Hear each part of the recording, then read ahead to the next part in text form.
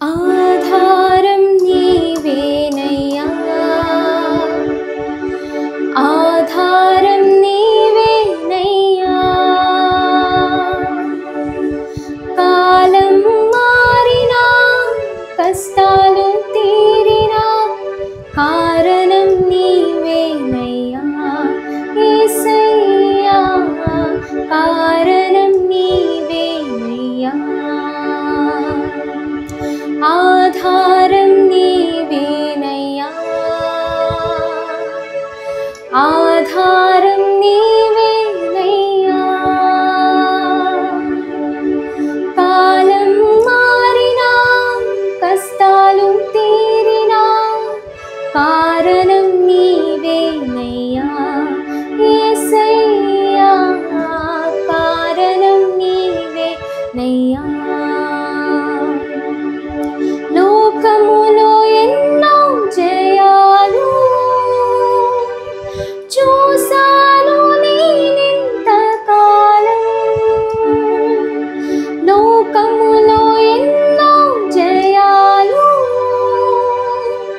చూసాను నేనింతకాలం. అయినను ఎందుకో, అయినను ఎందుకో సమాధానం కొదువైనది యేసయ్యా, సమాధానం కొదువైనది. ఆధారం నీవేనయ్యా, ఆధారం నీవేనయ్యా. కాలం మారినా, కష్టాలు తీరినా, కారణం నీవేనయ్యా యేసయ్యా, కారణం నీవేనయ్యా. ఐశ్వర్యం కొదువేది లేదు, కుటుంబంలో కలతేది లేదు. ఐశ్వర్యం కొదువేది లేదు, కుటుంబంలో కలతేది లేదు. అయినను ఎందుకో, అయినను ఎందుకో కృపవరము కొదువైనది యేసయ్యా, కృపవరము కొదువైనది. ఆధారం నీవేనయ్యా, ఆధారం నీవేనయ్యా. కాలం మారినా, కష్టాలు తీరినా, కారణం నీవేనయ్యా యేసయ్యా, కారణం నీవేనయ్యా. నీ సేవకునిగా జీవింపా, హృదయములో ఉన్న కోర్కెలను, నీ సేవకునిగా జీవింపా, హృదయములో ఉన్న కోర్కెలను. సమాధానమిచ్చావు, కృపను నొందాను, సాక్షిగా జీవింతును యేసయ్యా, సాక్షిగా జీవింతును. ఆధారం నీవేనయ్యా, ఆధారం నీవేనయ్యా. కాలం మారినా, కష్టాలు తీరినా, కారణం నీవేనయ్యా యేసయ్యా, కారణం నీవేనయ్యా. ఆధారం నీవేనయ్యా, ఆధారం నీవేనయ్యా. కాలం మారినా, కష్టాలు తీరినా, కారణం నీవేనయ్యా యేసయ్యా, కారణం నీవేనయ్యా.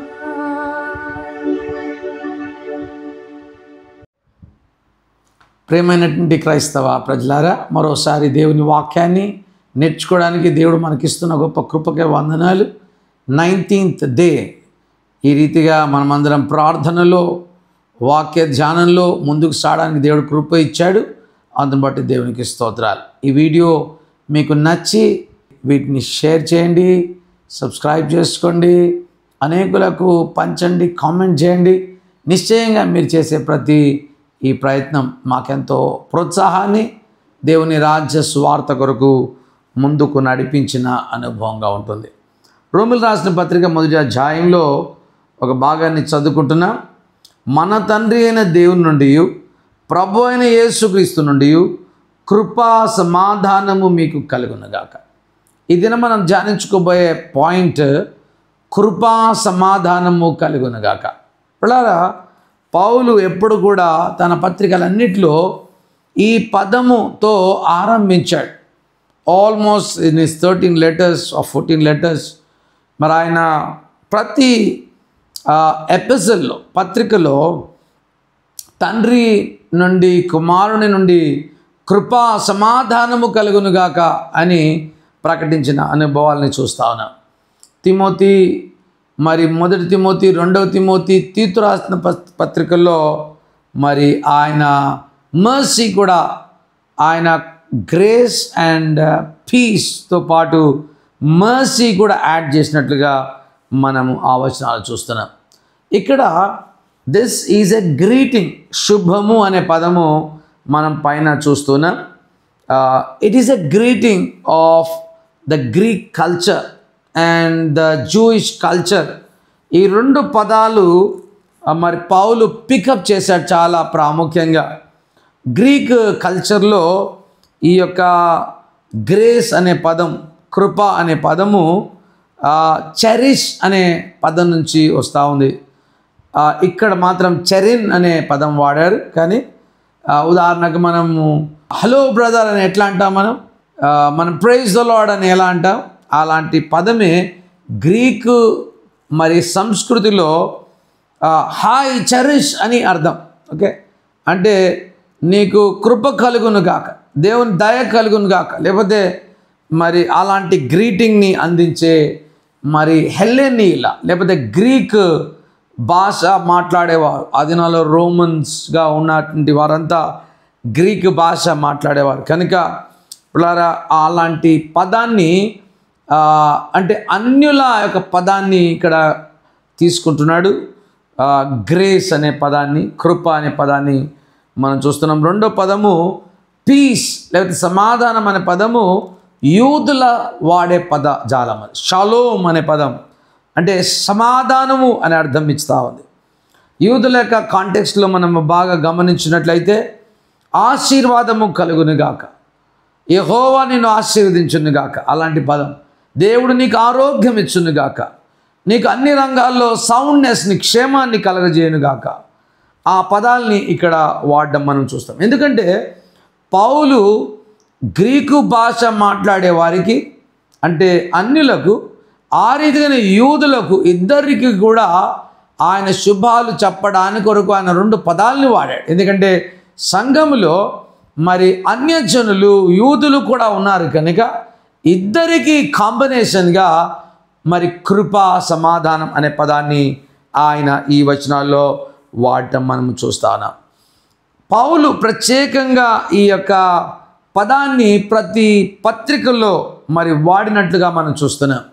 పౌలు ఈ పదాన్ని వాడేటప్పుడు ఎక్కడి నుంచి వస్తుంది, ఫ్రమ్, తండ్రి నుండి, కుమారుని నుండి ఎక్కడి నుంచి ఉత్పత్తి అవుతుంది అన్న విషయాన్ని తెలియజేశాడు. అంతేకాకుండా ఎవరికి ఇస్తున్నాడు ఈ కృప, ఈ యొక్క సమాధానం అంటే ఇన్ క్రైస్ట్, అంటే క్రీస్తు నందు ఉన్న వారికి. సో ఉత్పత్తి అయ్యే స్థలాన్ని చెబుతున్నాడు. మరి రిసీవింగ్ ఎండ్లో ఉన్నటువంటి క్రీస్తు నందున్న వారికి ఈ కృప, ఈ సమాధానం అని కూడా ఆయన తెలియజేయడం మనము ఈ వచనాల్లో మనము చూస్తున్నాం. ఇప్పుడు 2 పదాలు దేవుడి నుంచే ఉత్పత్తి అవుతున్నాయి. కృప ఆయన నుంచే ఉత్పత్తి అవుతుంది, సమాధానం కూడా ఆయన నుంచే ఉత్పత్తి అవుతుంది.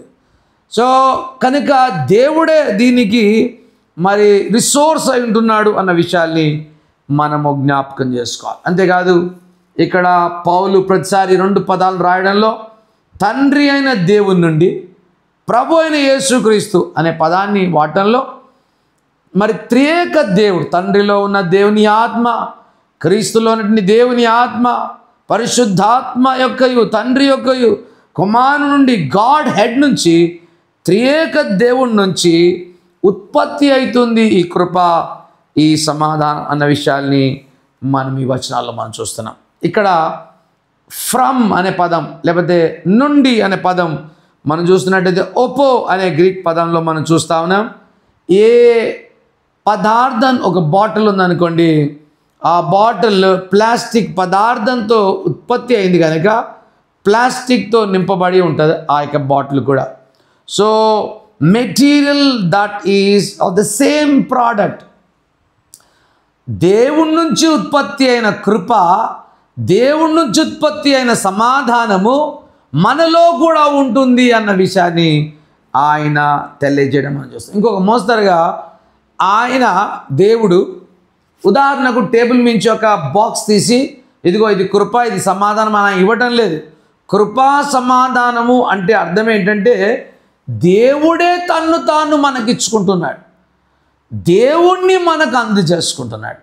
ఆయనలో ఉండి ఉత్పత్తి అయిన కృప, ఆయనలో నుండి ఉత్పత్తి అయినటువంటి ఆ యొక్క సమాధానాన్ని సంఘానికి ఆయన ఇవ్వడం మనము చూస్తూ ఉన్నాం. సో ఎంత చక్కని మాట. కనుక ఇది నాట్ ఎక్స్టర్నల్, దేవునికి బయట ఉన్న ఒక వస్తువును తీసి నీకు ఇవ్వడం కాదు. It is not external, it is internal of God. దేవునిలో ఉన్నటువంటి కృప, దేవునిలో ఉన్నటువంటి సమాధానాన్ని ఆయన క్రీస్తు నందు ఉన్న వారికి ఇవ్వాలి అని అనుకుంటున్నాడు. సో దేవుడి నుంచి దేవుడి బయట నుండి వచ్చినటువంటి మరి కృప కాదు, దేవుని బయట నుండి వచ్చిన సమాధానం కాదు. ఇది దేవునిలో ఉన్నటువంటి కృప, దేవునిలో ఉన్నటువంటి సమాధానాన్ని ఆయన మనందరికీ కూడా ఇస్తున్నట్లుగా మనం ఈ వచనాల్లో మనము జ్ఞాపకం చేసుకోవాలి.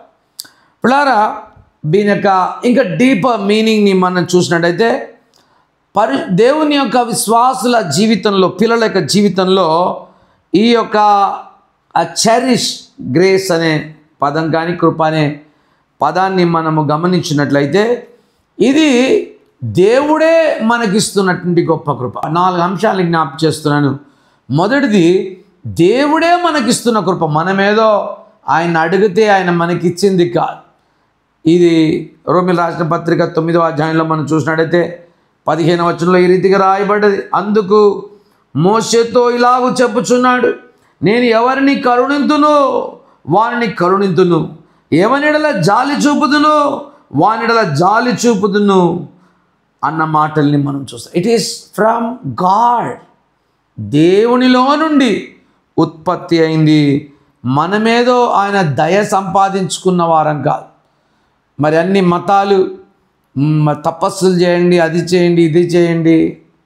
యేసుక్రీస్తు పాపులమైన మనల్ని చూసినప్పుడు ఎంతో దయనీయమైన స్థితిలో మనం ఉన్నామని, దిక్కుమాలిన స్థితిలో మనం ఉన్నామని ఆయననే తన కృపను మానవునికి అనుగ్రహించారు. So number 1, grace is freely given to a person and grace is given generously అన్న విషయాన్ని జ్ఞాపకం చేసుకోవాలి. 2 పదాలు చాలా ప్రాముఖ్యం. దేవుని కృప ఉచితముగా ఇవ్వబడిన కృప, దేవుడు ఉచితముగా ఆయన బిడ్డలకు ఇచ్చినటువంటి కృప. అంతేకాదు దేవుడు ఏదైనా ఇస్తే ధారాళంగా ఇస్తాడు ఆయన కృపను. కనుక ఒక వ్యక్తి, ఒక విశ్వాసి బాగా గుర్తుంచుకోవాలి, తండ్రి అయిన దేవుడు, కుమారుడైన దేవుడు, పరిశుద్ధాత్మ దేవుడు నీకు ఇస్తున్న కృప ఎలాంటిది అని మనము ఆలోచన చేసినట్టయితే ప్రియులారా, అది చాలా ధారాళంగా దేవుడు నీకు ఇవ్వాలని, ఎంతో ఇష్టంతో ఇవ్వాలని ఆశపడిన కృప. అంతేకాదు ఆయనకి ఇష్టపడి ఆయన ఫ్రీగా నీకు ఇస్తున్నటువంటి కృప. కనుక ఈ కృప నాకొద్దు అనడానికి వీల్లేదు. మనమందరం కూడా దాన్ని అందుకునే స్థితిలోకి దేవుడు మనల్ని మరి ఉజ్జీవింపచేశాడు అన్న విషయాన్ని మనం జ్ఞాపకం చేసుకోవాలి. రెండవది మనం గమనించినట్లయితే ఈ కృప మనకు రక్షణను తీసుకొచ్చింది. దేవుని యొక్క రక్షణ కార్యం దేవుడు మనకు ఊరికేనే ఆయన మనకు అందించాడన్న విషయాన్ని మనం జ్ఞాపకం చేసుకోవాలి. ఎఫెసీయులకు రాసిన పత్రిక 2వ అధ్యాయంలో మనము 8వ వచనంలో చూసినట్లయితే, మీరు విశ్వాసము ద్వారా కృప చేతనే రక్షింపబడి ఉన్నారు. కృప మనకు ఫ్రీగా, అంతేకాకుండా ధారాళంగా ఇవ్వడమే కాదు, కానీ కృప మనకు రక్షణను తీసుకొచ్చినట్లుగా మనము చూస్తున్నాం. ఎంత చక్కని వాడు ఇదేనా. ఒక వ్యక్తి రక్షింపబడ్డాడు అంటే మనమేదో తల కింద పెట్టి పైన కాళ్ళు లేపినందుకు మనకు ఈ కృప దొరకలేదు. It is mere grace, mere is mercy.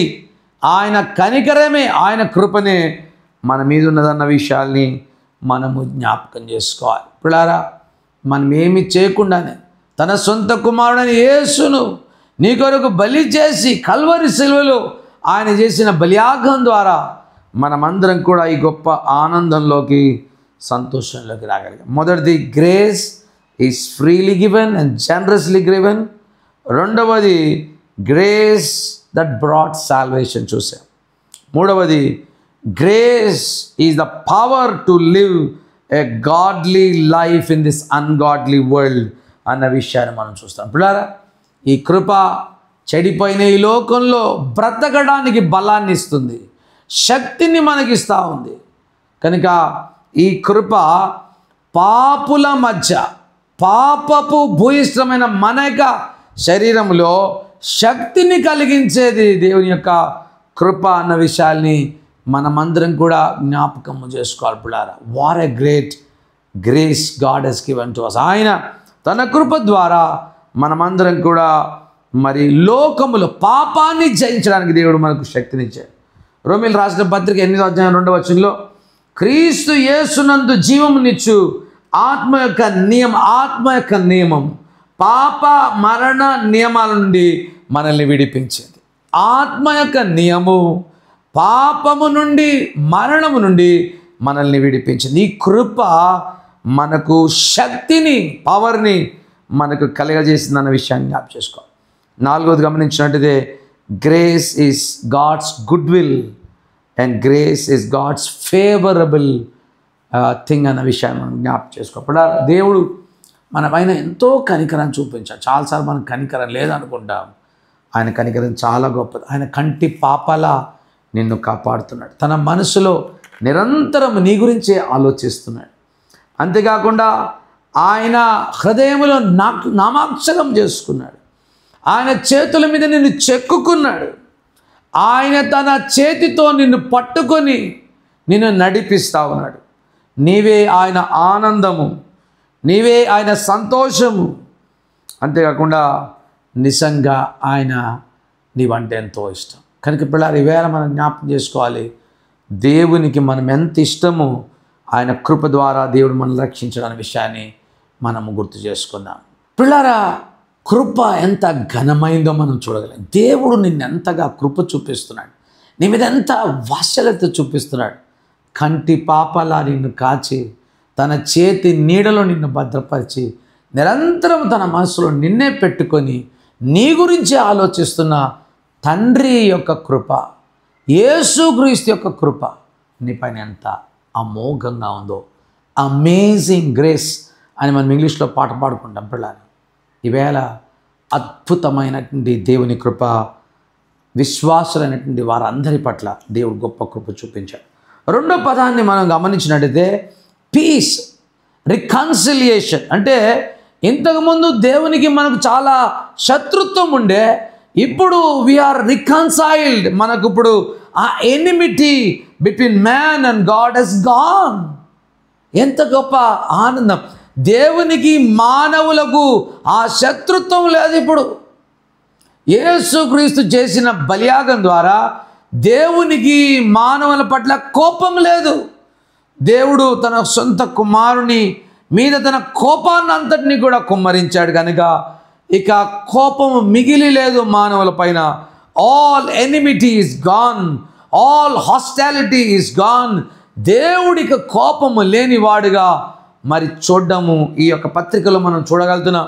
పాపిని దేవుడు ఏ రీతిగా నీతిమంతుడిగా తీర్చాడు అన్న విషయాల్ని మనము జ్ఞాపకం చేసుకుంటున్నాం. రోమిల రాష్ట్ర పత్రిక 5వ అధ్యాయం 1వ వచనంలో, కాబట్టి విశ్వాస మూలమున మనము నీతిమంతులుగా తీర్చబడి మన ప్రభు అయిన యేసుక్రీస్తు ద్వారా దేవునితో సమాధానము కలిగి ఉన్నాం.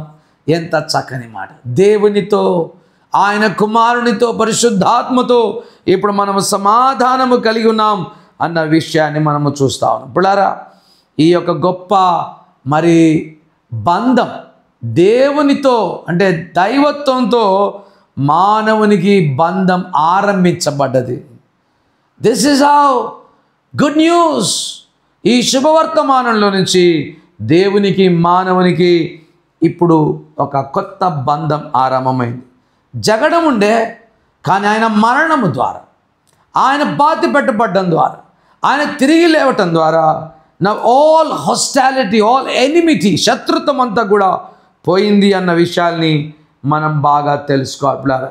రోమిల రాసిన పత్రిక 5వ అధ్యాయం 10వ వచనం చదువుతాం. ఏలైనగా శత్రులమై ఉండగా ఆయన కుమారుని మరణము ద్వారా మనము దేవునితో సమాధానపరచబడిన ఎడల సమాధానపరచబడిన వారమై ఆయన జీవించుట చేత మరి నిశ్చయముగా రక్షింపబడ్డాం. ఎంత చక్కని పాట! కనుక పిల్లారా, God now has been reconciling with us. ఈ యొక్క సమాధానాన్ని గురించి మనం ఆలోచన చేసినట్లయితే హీబ్రూ భాష ఇంతకుముందే చెప్పాం, షలోమ్ అనే అర్థం ఇస్తాం.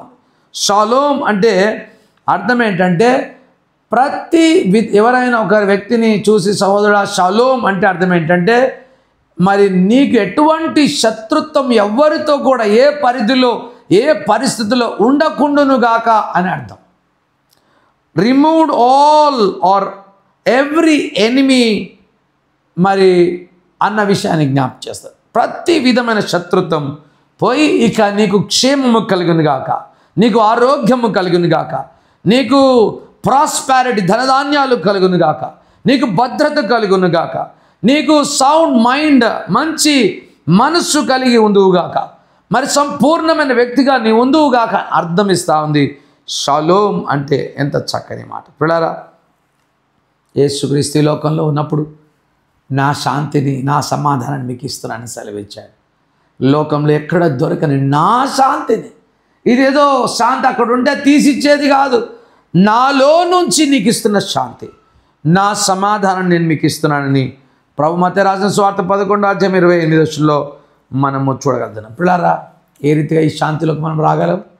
యేసుక్రీస్తుతో, తండ్రితో, పరిశుద్ధాత్మతో ఇంటిమేట్ రిలేషన్షిప్లో మనం ఉండడం ద్వారా మనం కూడా అలాంటి గొప్ప శాంతిలోకి, సమాధానంలోకి వస్తామన్న విషయాన్ని మనమందరం కూడా గుర్తు చేసుకోవాలి. పిల్లారా, ఈవేళ దేవుని ప్రజలముగా మనమందరం కూడా గుర్తుంచుకోవాలి.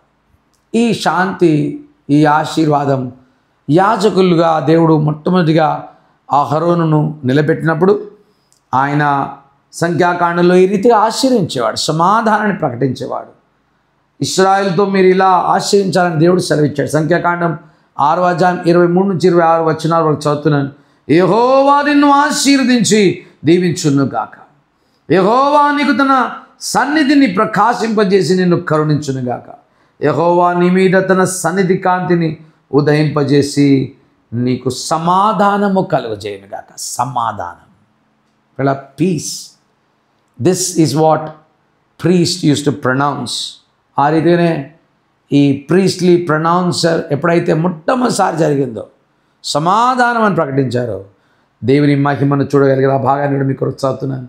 లేవీయుల కాండం 9వ అధ్యాయం 23 నుంచి 24 వచనంలో, మోషే అహరోన్లు ప్రత్యక్షపు గుడారములోకి పోయి వెలుపలికి వచ్చి ప్రజలను దీవించగా యెహోవా మహిమ ప్రజలందరికీ కనబడినట్లుగా చూస్తున్నాం. పిల్లారా, ఈ కృప నుండి ఈ సమాధానం నుండి దేవుని మహిమ ఉత్పత్తి అవుతుంది. ఎందుకంటే దేవుని సమాధానం, దేవుని కృప ఇది అన్న విషయాల్ని మనం జ్ఞాపకం చేసుకో. యేసుక్రీస్తు పరలోకానికి వెళ్ళిపోతాడు. 12 మంది శిష్యులను కొండ మించి వెళ్ళిపోతున్నప్పుడు ఆయన చేసిన పని చూడండి. ఇవే 2 పదాలని వాడాడు. యాజకులు పాత నిబంధనలో ఏమైతే సమాధానాన్ని ప్రకటించారో అదే ఆ శిష్యులను 12 శిష్యులకు అందించారు. లూకా రాసిన సువార్త 24వ అధ్యాయం 50-51 వచనం. ఆయన బేతనియకు వచ్చి వారిని తీసుకొని పోయి చేతులెత్తి అహరోనులు ఎట్లా ఆశీర్వించాలి వారిని ఆశీర్వదించాను. ఏమని ఆశీర్వించాడు? నిశ్చయంగా అహరోను ఏదైతే ఆశీర్వించాడో యేసుక్రీస్తు ప్రధాన యాజకుడిగా అదే ఆశీర్వాదాన్ని ఇచ్చాడు. ఏమని ఆశీర్వదించాడు? యెహోవా సన్నిధి మీకు తోడుగా ఉండునుగాక. యెహోవా తన యొక్క ప్రజలను సమాధానంతో శాంతితో మరి నింపునుగాక అని ఏ రీతికి యాజకులు ఆ రీతికి ఆశీర్వించాడు. 51వ వచనం లూకా 24:51. వారిని ఆశీర్వదించుచుండగా ఆయన వారిలో నుండి ప్రత్యేకించబడి పరలోకానికి ఆహ్వానం. ఎంత చక్కని మాట పిల్లారా! ఈవేళ పౌలు అదే పదాలను వాడుతున్నాడు. తండ్రి అయిన దేవుని నుండి కుమారుడైన యేసుక్రీస్తు నుండి కృపా సమాధానము కలుగునుగాక. ఈవేళ ఈ కృపా సమాధానము దేవుడి నుంచి నీకు వచ్చింది. నీకు ఎల్లప్పుడూ క్షేమం ఉంటుంది. నీకెన్నడూ కూడా కీడు అనేది సంభవించదు. కీడులాగా కనబడుతుంది అంతే. కానీ ఆయన బిడ్డలైనటువంటి వారికి ఎల్లప్పుడూ భూమి మీద సమాధానం, ఎల్లప్పుడూ తనకిష్టమైనటువంటి వారికి శాంతి సమాధానం. ఎలా వచ్చింది? పరిశుద్ధాత్మ దేవుడు మనకు అందిస్తున్నాడు. పరిశుద్ధాత్మ ఫలంలోని ఫలం ప్రేమ, సంతోషము, సమాధానం. బయట అంతా కేయాస్ ఉండొచ్చు, లోపల తండ్రి అయిన దేవుడు, కుమారుడు, పరిశుద్ధాత్మ దేవుడు నీకు తన కృపనిచ్చారు. అంతేకాదు తన సమాధానాన్ని ఇచ్చారు. ఈ మాటలను పౌలు ఈ మొదటి భాగంలో జ్ఞాపకం చేస్తున్నాడు. దేవుడి మంచి శాంతిని, సమాధానాన్ని నీ కూడా అనుగ్రహించి నిన్ను ఆశీర్వించి దీవించును గాక. ఆమేన్. ప్రార్థన చేసుకుందాం. నమ్మదగిన దేవా, సత్యస్వరూపైన తండ్రి, నీ ప్రజలందరిపైన గొప్ప కృపను, గొప్ప వాత్సల్యతను, కనికరాన్ని చూపించు. నీ ప్రజలు నిండారుగా దీవించి ఆశీర్వించమని ప్రార్థిస్తూ యేసు దివ్యమైన ఘనమైన నామమున ప్రార్థించి వేడుకుంటున్నాం గొప్ప తండ్రి.